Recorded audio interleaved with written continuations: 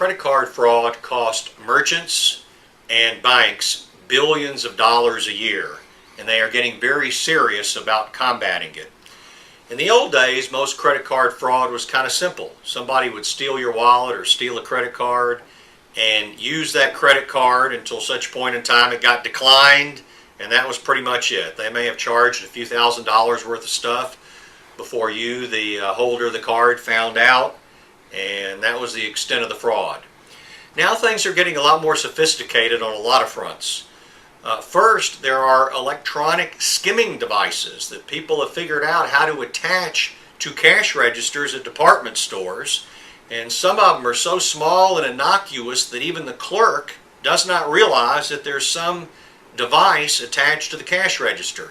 And what that device is doing is copying off all of the credit card information to literally hundreds if not thousands of customers.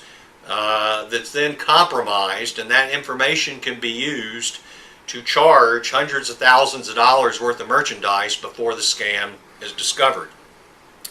A new recent scam that I have encountered a couple of times in the past couple of years involves locating dormant corporations in the Secretary of State's office and then reviving those dormant corporations. A person that has nothing to do with the corporation pretends to, gets the corporation active, and then provides false financial information to agencies like Dun & Bradstreet with regard to the corporation to boost the creditworthiness of this really dormant corporation.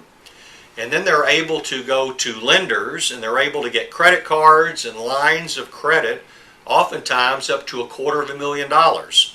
I've seen where $200,000 automobiles were purchased in this fashion. I've seen $250,000 line of credit, and it's oftentimes quite a while before this fraud is discovered. Obviously, it's discovered at the point in time where the loan is not repaid. And even at that time, the people involved in some of these scams lull the lender along. Oh, our accounts payable department, they're behind on this. We're going to get that out in a couple of weeks. Don't worry. And are able to further perpetuate the scam. So credit card fraud has grown considerably from the old days in both the sophistication of the fraud as well as the dollar amounts that are involved in the fraud.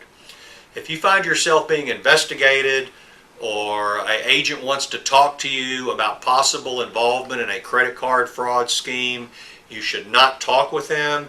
You should tell them that you want to consult with an attorney first, and you should retain the services of an attorney that's skilled at handling credit card fraud cases.